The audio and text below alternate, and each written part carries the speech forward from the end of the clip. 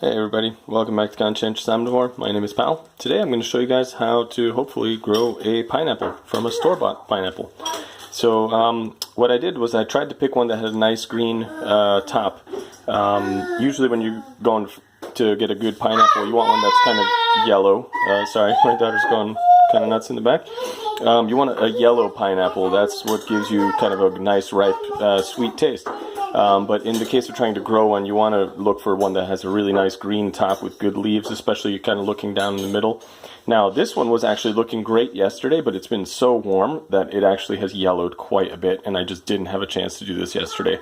So I'm hoping that it's still okay, but whatever. If it doesn't work, I'll do another one.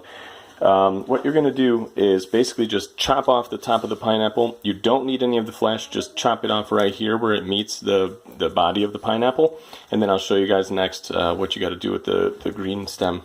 Alright, so I've just chopped it off. You can see the top, and what you want to do now is just start peeling these little leaves back. I actually learned this method from a YouTube channel. I'm going to link it down below. I think his name is Mr. East Coast Man, I think. But anyway, shout out to that guy. He did a great job.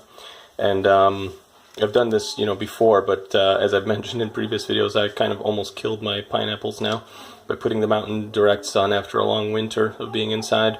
So that was kind of stupid on my part. That's why I want to grow some more, and hopefully they'll do better. But anyway, I learned this from him, so shout out to him. Check out his channel. He's got a bunch of cool, like, how to grow stuff inside videos. But what you want to do is peel this back, and you want to peel back a lot of these. So basically all the way up to maybe around here. And I'll show this to you next, and then we're going to put it in water.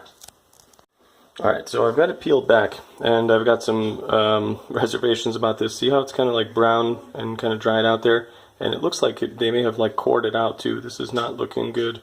So I think sometimes I've heard that people kind of core the pineapple out like this on purpose so that you can't do this. I'm going to try anyway and see what happens, but yeah, these leaves are not looking that good anymore.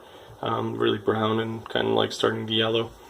So what you do though is you peel back all these kind of leaves until you get a good amount exposed like this, and then we're just going to set this in water and hopefully get some roots growing. I'll show that to you next.